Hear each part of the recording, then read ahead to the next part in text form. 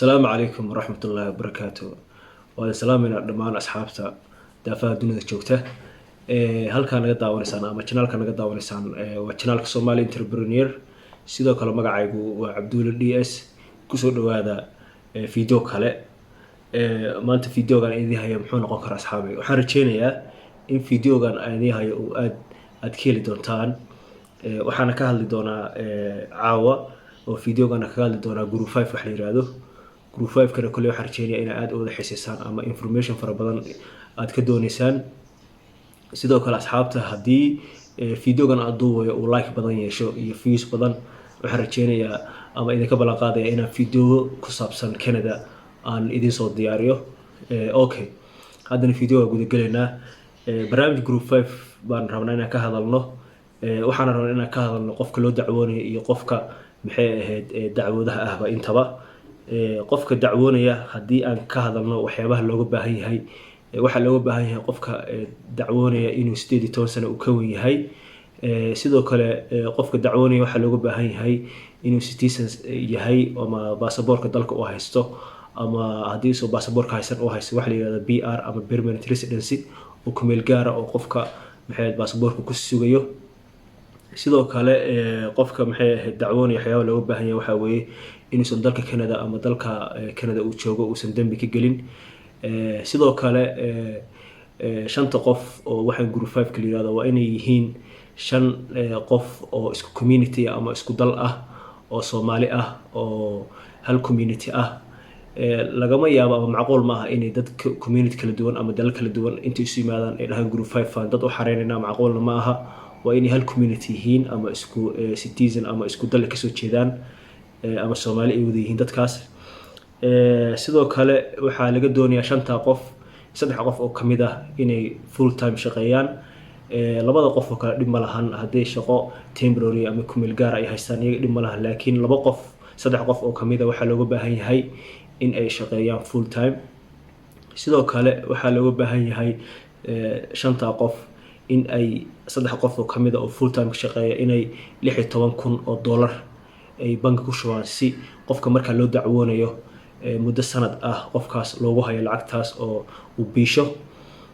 haddii aan halka ugu gudubno qofka dacwoonaya qofka loo dacwoonayo maxaa looga baahan yahay qofka loo dacwoonayo horta waxa looga baahan yahay in marka uu horeyso qofka uu joogo meel ka baxsan dalka uu joogo ama dalka lagu dacwoonayo tusaale ahaan hadduu qofka Soomaali yahay waxaa laga rabaa inuu Soomaaliya uu ka soo tago uu yimaado dalalka jaarka ah ama dalalka deriska sida Kenya Uganda ama dalka Ethiopia oo kale halkaas processku uga socdo shuruudaha looga baahan yahay oo kale waxa kamid ah qofka loo dacwoonayo in maxay ahayd uu haysto UNHCR ama UN refugee card oo uu qofkaas ka register yahay ama ka diiwaan gashan yahay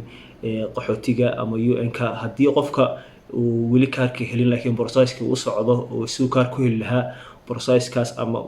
qofka ama bilaaban karo ama ma buuxin karo shuruudihii looga baahnaa sidoo kale waxyaabaha looga baahan yahay waxa weeye qofkaas criminal record oo kale ama police clearance ama security check up qofkaas in lagu sameeyo uu wax fal dambiyada dalku iska galin ama dambi hore uusan soo galin sidoo kale waxa looga baahan yahay health check up in qofka caafimaadkiisa la checkimo maadaama de shuruudaha dadka Canada aaday ay kamid tahay the immigration kuna ama maxay safaaraduna arinta xoog ay saarayso dalka Canada in dadka loo dacwoonayo caafimaadkooda la hubiyo sidoo kale waxyaabaha looga baahan yahay waxa weeye in qofkii uu ku hadlo waxa ama interviewga la yeelanayo ay noqdaan interviewga dadkii u dacwoonayay qaabka u hadleen oo kale inuu isagana u hadlo uusan kala hadlin ama wixii ay sheegeen ma ahane wax ka duwan uu sheego okay markuu qofku inta buuxiyo shuruudaha buuxiyo dadku u dacwoonayna shuruudahaas ay buuxiyaan qofkii VC waa la siinayaa dalka Canada u imaanaya okay markuu qofka Canada yimaado shanta qof hawsha markaas u bilaabanaysa waa marka u horeysa shanta qof waa inay qofka madaarka ka soo qaadaan ama airportka ay qofka ka soo qaadaan sidoo kale waa in maxay ahayd ay geeyaan meelaha maxay ahayd health office-ka oo kaararkii caafimaadka kale uga soo qaadaan sidoo kale waxa la yiraahdo maxay ahayd sin ama kaararka number 9 sidoo kale waa in loo soo qaado oo qofka maadaama dalkii ku cusub yahay waa in qofka adigu la siiyo wax afka qalaad lagu dhaho complete support oo qofka aad loo taageero maadaama dalkii uu ku cusub yahay sidoo kale qofkaas dalka la keenay ama shanta qof dalka la keenay muddo hal sano ah dowladda waxa ma weydiisan karaan oo lacagta macnaha halkaas sano ay ku noolaanayaan ama waxa cover gareynaya ama hire gareynaya ama dadkaas noloshooda dabaraya dadka u dacwooday hadduu hal qof yahay iyo haddii ay ka badan yihiinba marka asxaabta halkaasaan kusoo gabagabeynayaa qofkii loo dacwoonayay iyo qofkii dacwadaha ahaa iyo barnaamijka group 5 howlahaas sidoo kale tala ahaan anigu waxaan tala ahaan usoo jeedin lahaa Soomaalida barnaamijkaas group 5 la yiraahdo waa barnaamij aad u wanaagsan waana barnaamij ay dowladda Canada xoogaa culayska isaga qaaday dadkii xorriyad la siiyay oo inay dadkooda oo kale ama asxaabtooda kale ay soo qaadaan sidoo kale 16,000 lacag badan ma aha markii loo fiiriyo ardayda Canada joogta oo shaqooyinka temporary haya baa sanadkii 16,000 meelaha sameeya sidoo kale dadka maxay ahayd shaqooyinka maxay ahayd haya permanentiga ah oo full time ka ahna sanadkii waxay sameeyaan 30,000 ilaa 35,000 marka waxaan dhihi lahaa barnaamijka dadka Soomaaliyeed ama walaalihiin laga faa'iideeyo